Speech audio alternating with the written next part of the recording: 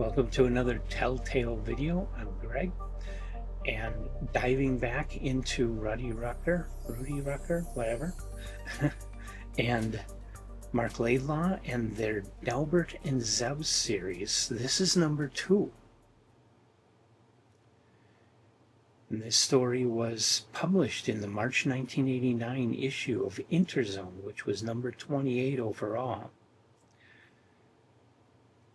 And if you didn't catch my first Delbert and Zeb video for Probability Pipeline, got to fill you in on a little bit of it because it's kind of important to know.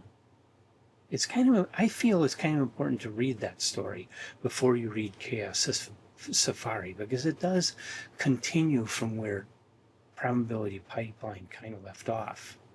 First of all, Rudy Rucker, he started writing in the late 1970s. He first published a book on geometry in the fourth dimension. And I'm going to go back and I'm going to cover all of Rudy Rucker's bibliography, everything I can get my hands on, in order of publication. But I landed into these because of something else I was doing, which I've kind of abandoned now, but I wanted to continue with this series because I enjoy it so much, and I really enjoyed Rucker's writing so much. Before Probability Pipeline, it was quite a few years since I had read anything else by Rucker. I came across him in the early 1980s when he was publishing in Analog and Asimov's short stories. I read those short stories and I absolutely loved them. I was really blown away because his stories have the kind of zany science of classic 1930s pulp science fiction, and the kind of zany situations, and while the characters are better written than the 1930s, but he has some really interesting characters like these two they're both surfer dudes in California, but Zeb is a math genius who builds his own surfboard capable of controlling dimensions, which allows him to plug himself into the surfboard and use his mind to bring up whatever kind of wave he wants to surf on. Or he can bring up a wave that'll swamp the other guy. That's the kind of zany imagination. And the story, at least so far, these Delbert and Zeb stories, they are zany, they are comedy. They're not to be taken serious. And they're as funny as Hitchhiker's Guide to the Galaxy, really. Well, not British humor, though, but they are funny. They are really good. Humor is hard to do well. Rudy Rucker does it very well. He combines his knowledge of math, his scientific imagination, which goes way out into pulp science fiction territory, California surfer culture, and a lot of just invented terms. And he was part of the cyberpunk group, being good friends and having collaborated with people like Bruce Sterling and John Shirley. I think he's a major science fiction writer. I think he needs to be a lot better represented, especially today. He is older. He has slowed down his writing. His career is slowing down, but that usually only means people stop reading a writer and stop talking about him. But he hasn't won a lot of awards. He hasn't been talked about all that much for a very long time. He burst on the scene in the early 1980s, late 1970s, and then I think because his stories are more humorous and seem more like tall tales, I think that has kind of put a lot of people off. They don't take him seriously because he isn't writing seriously. He's not writing doom. Yeah. His writing is more like Robert Sheckley, Kurt Vonnegut, um, Douglas Adams, but with an advanced math degree. He's a professor and a California attitude and a lot of California slang. And his made up words like transreal and gnarl. It just makes his fiction so much fun.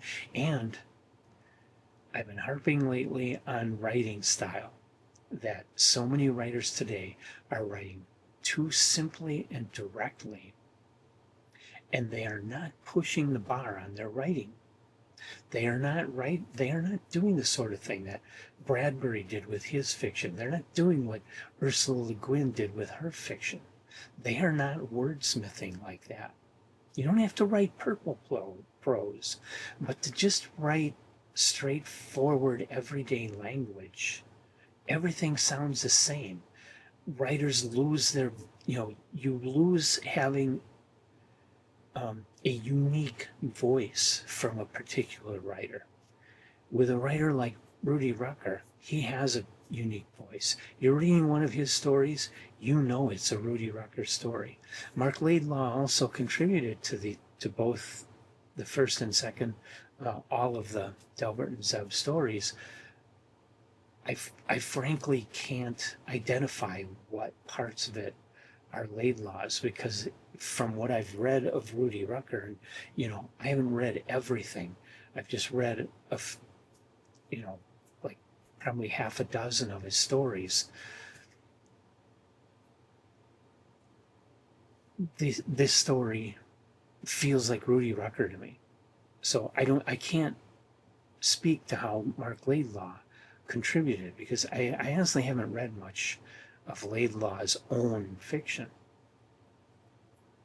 So I can't separate Laidlaw out. So Chaos Surfari kind of picks up where Probability Pipeline left off. They got this cool surfboard. The guys are out surfing again. Zeb has his surfboard. Delbert kind of wipes out and sees this crystal in the water, and he's reaching down to get it, and that's when Zeb hits him with his cool surfboard. Zeb pulls him out of the water. Delbert still has his crystal in his hand. And Delbert looks into the crystal and he sees people talking, and then he sees events. It almost looks like what he's seeing in the crystal is almost like a wish fulfillment fantasy of beautiful girls and a cool car and 3 surfboards in back, and everything that Delbert cares about. and he's seeing him receiving those things in this crystal. But he and Zeb know that this has to have come from somewhere, because there is a post office box number inscribed on it, on the base of this. So they go to the post office and ask a friend to tell them whose post office box that is. She tells them. They go and find this guy. It's his post office box, but he said he would never touch that crystal, and he knows it came from this millionaire. I think it was Gidget. So they go to the millionaire's mansion, and they get themselves through the gate and run into the millionaire. And as they're driving onto the grounds of the mansion, they see the cool car that Delbert had seen in the crystal. They see it driving towards them, and Delbert and Zeb and this other guy and some girl are in the car, going out, but then it just disappears. So there's weird dimensional things going on the grounds of this mansion, where it's like things are slipping in time or through other dimensions. And the millionaire did call up another dimension and something came across. I'm going to end the synopsis there because I don't want to spoil it for you. You should look up these two stories, Probability Pipeline and Chaos Surfari, and read them. I thought Probability Pipeline was an excellent story. I thought it was a top tale. It was that good. Chaos Surfari was very good. I really enjoyed it. I recommend it. I don't think it was quite as good as Probability Pipeline.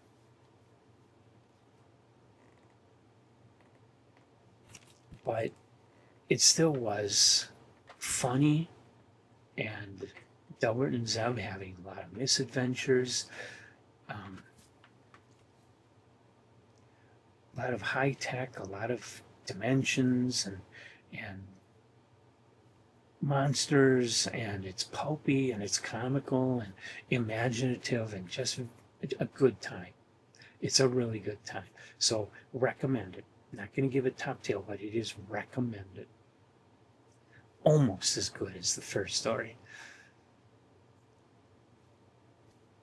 Have you read Chaos Surfari? If you haven't, go out and read it. Come back. Leave comments in the comment section of this video telling me what you think of this story and any tidbits you have about Rudy Rucker or Marc Laidlaw or Delbert and Zeb. And come on back, because I'll be continuing with the series in looking for copies. A lot of the stories are in Rucker's own story collections. Like I have this story in Gnarl, Chaos Surfari. This is, I think, his second short story collection.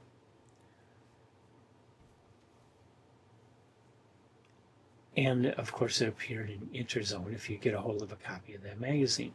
A lot of the others in this series also appeared in magazines, mostly in Asimov's, which is how I got onto this.